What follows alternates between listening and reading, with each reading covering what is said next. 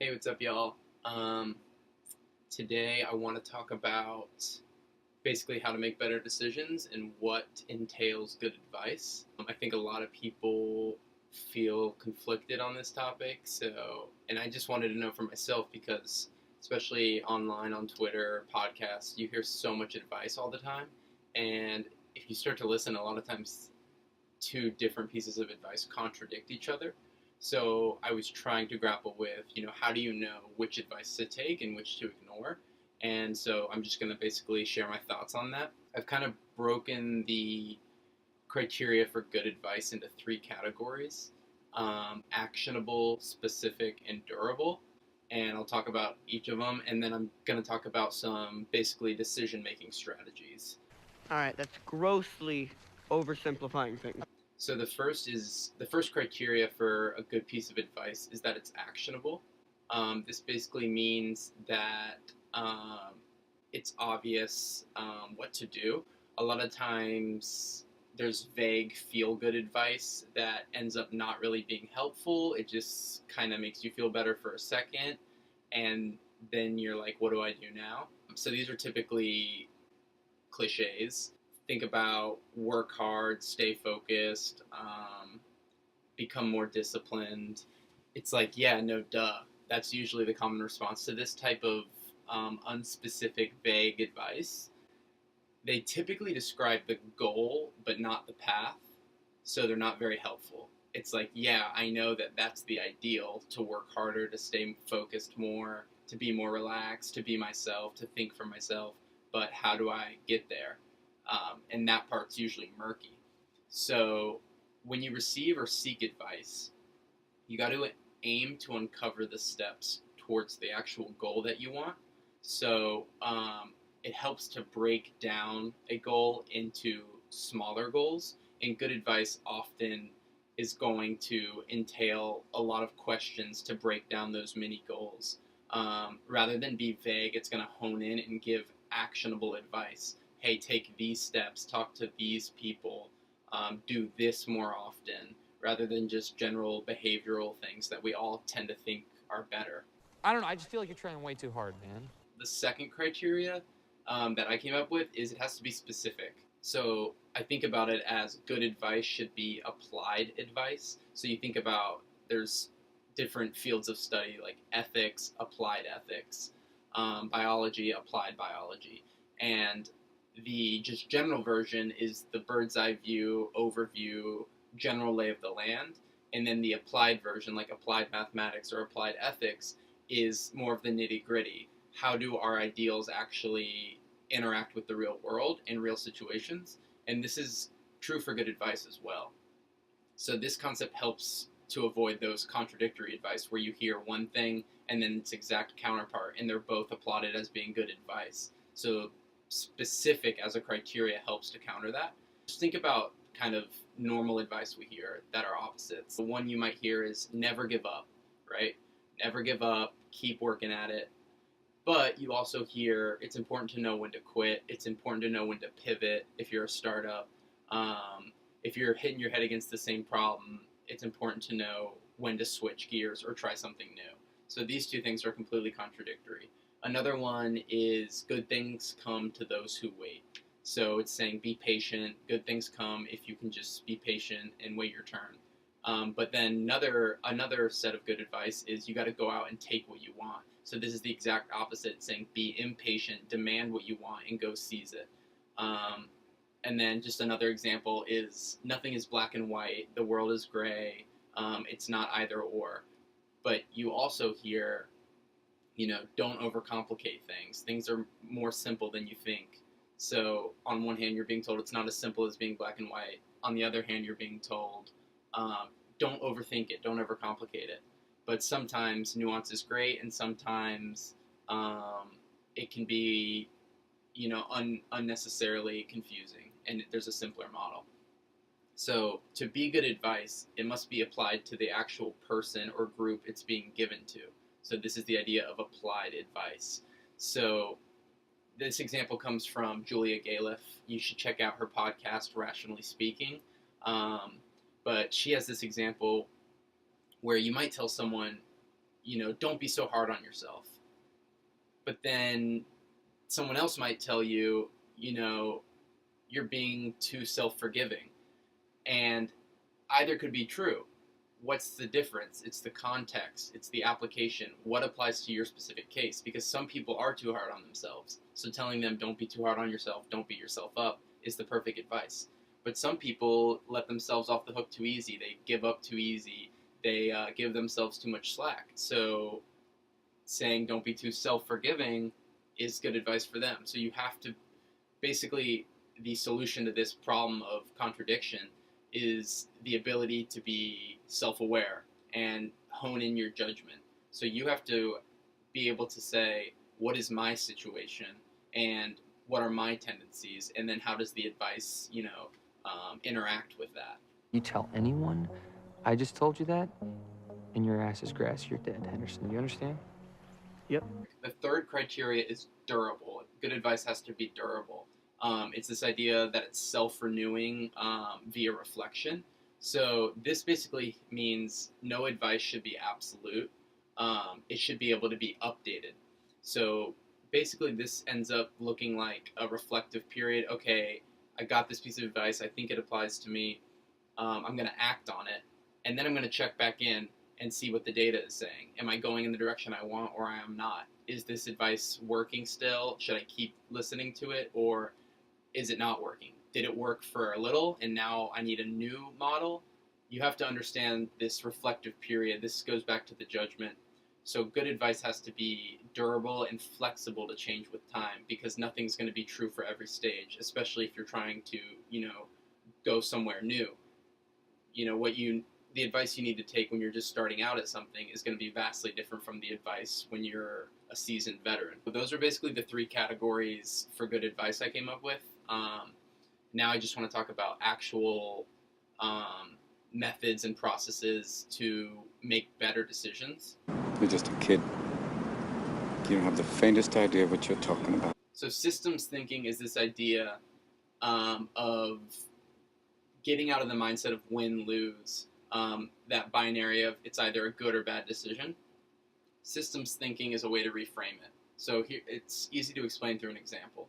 So say I started a blog, and my goal is to write a bunch of blog posts, and then hopefully publishers see it and they want to give me a book deal because I want to be an author. So if I'm viewing it as, if I get the book deal, starting a blog was a success. If I don't get a book deal, say after a year, then starting a blog was pointless. That's a recipe for disaster. Instead, think of it as a system where even if I don't get that, publishing deal and I don't get a book deal out of it, what else have I gained? I've become a better writer, hopefully, and I've earned a new skill for thinking through complexity via writing. So it's when you are thinking about doing something new, investing your time into something new, think about all the possible wins and all the possible, opportunity costs. And then even if you fail at your main goal, i.e. getting a book deal, you can still win at all these other things, developing new skills. So this could be true for learning a language. You want to learn a language because the job you want really favors people who are bilingual. Well, even if you don't get that specific job, you're bilingual now. That's really sick. You can travel to the country who speaks your language now and communicate and have all these new experiences. You can put that on your resume for other jobs, and that'll probably look attractive. So it's not just win-lose. There's only one way this ends, Cal. Either you die or I do. So the second one is kind of related. It's getting rid of binaries. But specifically, this comes from Steven Johnson, who has a new book out called How to Make Big Decisions. And he wrote a article that's, I think, an excerpt from it for the New York Times. So this is a lot of times we like to boil our options down to A or B. So I can either, let's say, be a writer or be an engineer. And then you just sit there and struggle with it. Should I do that or should I do this? And you really can't figure out which one's best. Or should I confront my boss saying I want a pay raise, or should I just suck it up and keep working? This non-binary mode of thinking forces you to come up with a third or fourth option. Because a lot of times we're just stuck into this binary and we're not thinking outside of the box. There might be a better alternative. Like maybe I can write about science and engineering, and then I'm satisfying my technical desire and my artistic desire. Or with the boss scenario, maybe you can suggest you have a meeting with your boss and say, in 2 weeks' time, if I do X, Y, and Z, can I have a raise for this amount? Or you can say, let me just quit and go to a job that is already willing to pay me more. There's usually way more options than just one or two, and it's usually more like 5, 6, or 7. You're just not thinking with a wide enough lens. So here's an interesting example. There was a study done that Stephen Johnson talks about where basically they talked to a bunch of CEOs, doctors, professionals, and had them make a decision, and they would review like 2 months later how they felt about the decision. And 50% of the time, the people who were debating 2 options judged their decision as a failure. So for the people who were debating A or B, who were stuck in that binary, after reviewing their decision, 50%, half of them said, I made the wrong decision. But people who had more than A or B, they had C, D, E, 2/3 of them said their decision was a successful one. So as soon as you start forcing yourself to explore more options, you're probably going to have a higher chance of making a better decision. Someone asked me recently how to do something she thought was going to be difficult. Okay, the next one is this concept from Neil Gaiman. He gave a commencement speech and had this little metaphor going about, what you ultimately want in life, or the career path you want, or, self-fulfillment. Envision it as this mountain in this vast landscape, and you can see it off in the distance, but you don't know how to get there. You don't know the dangers of the path. You don't know what you're going to have to overcome to get to it. You can just see the mountain off in the distance. And when you're making decisions, stop envisioning that there's a perfect answer to your problem, that there's the one direct route to the mountain. You've got to start thinking about your goal as that far off mountain, and all you need to do when you're making decisions is aim to get closer and closer gradually. And sometimes you might accidentally go a little off the path, and then your next decision you get back and you get a little closer. So this relieves that pressure of, I gotta find the perfect answer to my problem, and instead is like, well, will this get me closer to what I ultimately want? Could this actually be a step in the right direction, even if it's not the final outcome? Whoa, hold your horses, man. What's the problem? The next one is this idea of short-term versus long-term thinking. And this, I used to find myself in this situation a lot, and then I heard about this donkey parable. And it's this story about this donkey who is in the middle between a bucket of water and a bucket of food, and it's thirsty and hungry. And the donkey can't decide, does it want to go eat the hay and satisfy its hunger, or drink the water and satisfy its thirst? And eventually it just dies because it didn't make a decision, because it wanted both. And a lot of the times we feel like, there's multiple things we want, but we feel like we're forced to choose one. So maybe you're in college and you have to choose a major, and there's more than one thing you want to study. So you're like, well, crap, I can't be, an ethnobotanist and a ceramicist. But this idea of short versus long term is saying, yeah, you're right. In the short term, you have to choose a major. In the short term, you have to take action on one of your passions, one of your goals. But in the long term, you can have them all. Go drink the water, satisfy your thirst, and then, once that's taken care of and you feel great about it, go eat the hay, satisfy your hunger. And this is true for career paths and goals. You can't do them both at the same time usually. Sometimes you can. But you can have them all in the long term. And that's actually what makes people interesting, when they're not just a specialist, but they have tons of things that they really like and that they're really good at. So stop thinking about just short term and relax. In the long term, you can do everything. But just execute on one thing first and then move on once you have that. And a lot of the times, by acquiring that first skill or exploring that first passion, it makes it way more interesting and fun and easier when you move on to the second thing. Looks okay to me, there you go. Great deal. Okay, the next system for helping you make better decisions is this idea, again from Julia Galef, of uncertainty over expected value gets folded into expected value. So that's complicated, but basically what it means is if you're debating a decision but you're unsure of the best option, and you've thought about it all you can, and you have all the information you're going to have, you can't easily get more information, the expected value of both is the same because there's the same level of uncertainty. If you choose A, you're not quite sure if it's right. If you choose B, you're not quite sure if it's right. But you're thinking about it as if one of them is the best thing in the world and the other is horrible, and you just have to figure it out. But if you don't have certainty and you can't acquire more information, the expected value of A and B is the same, so you might as well just relax and pick one, because your expected value is not going to change if you don't get more information. So stop thinking of it as there's a really, really good one and a really, really bad one, because that's just going to mess with your head. Sounds like you've had a hard life. Yeah. The next one is a very, very simple question to ask yourself, but it's so easy to forget. So when you're debating, should I do X, should I start Y, whatever it is, just pause, stop making all the pro and cons list, and ask, what do I want to happen? So this forces you to focus on outcomes and not the abstract, I want a life of travel and I want a life of art, which is all good things to think about and be self-aware of. But if you're using that to grapple with your decision, it's not concrete enough. So going back to the college example, if you're like, I don't know if I should switch my major, I like this thing, but I also kind of like this one, just pause and say, well, hold on, what do I want to happen?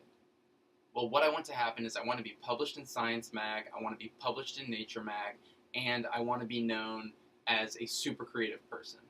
So say those are your three main things that you come up with. Well, will switching your major get you closer to two of those three, one of those three, three of those three?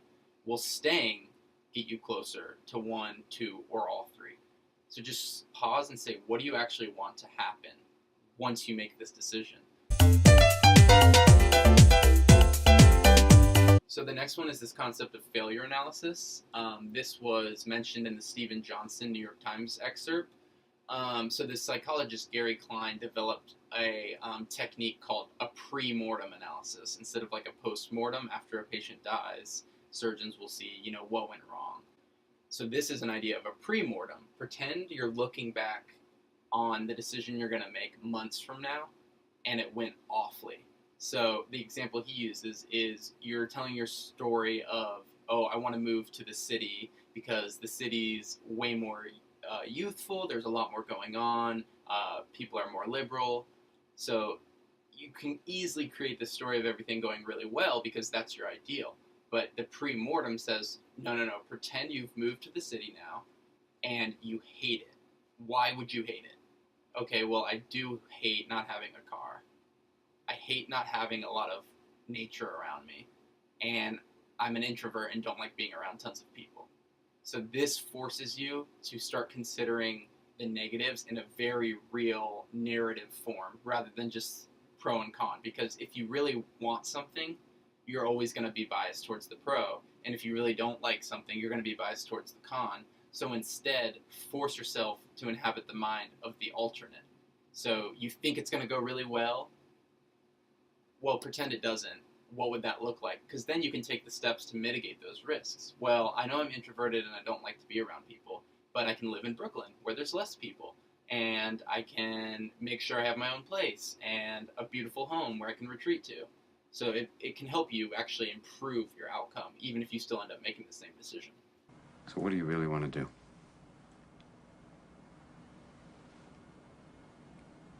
Okay, this next one comes from Richard Feynman, hero of mine. He has this idea of what do you want to be versus what do you want to do. And a lot of the times, specifically with careers and choosing the path to take in life, we get caught up in this idea of identity. I don't know what I want to be. I don't know what my true calling is. I don't know what my passion is. And, passion and finding your true calling are super sick, but it's a lot of pressure to try and say, I need to make a decision about what I want my identity to be. If I go to med school, I'm a doctor now. It's this identity warp. I don't know what I want to be. Instead, ask yourself what you actually want to do and switch it from identity to routines, habits, likes, dislikes, the ways you like to spend your day, the types of people you like to interact with, the things you're good at doing, the things you're not good at doing, and start building up those lists, and then go and look for the opportunities that satisfy and fit, those criteria. So instead of thinking, what do I want to be, switch it to what do I want to do? And it really helps to focus on day to day. Imagine a day where you're, living your ideal life, and break it down to the things you would do. I wake up, I can have a calm morning, I take my kids to school maybe, have a cup of coffee, I start writing, then I have a conversation about innovation in the field of science, and then maybe I have a lecture on the book I just wrote, or whatever it is. Imagine your day, instead of being like, do I want to be an author or do I want to be a DJ? Switch it to what kind of things you want to do. The problem here, we can understand this, but every cell in your body is going to resist the attempt to be more chef-like. The next one comes from Tim Urban, who has an amazing blog. It's called Wait But Why. You should totally read it. He writes super long posts on thousands of topics that are infinitely interesting. But he has this one concept in this one blog post called like the chef versus the cook. And it's this dichotomy of thinking and making decisions. And he says, the chef inside of us is the one who makes things from scratch, who thinks from first principles, who considers unique situations what they want, and then creates something accordingly. And that's good in certain situations.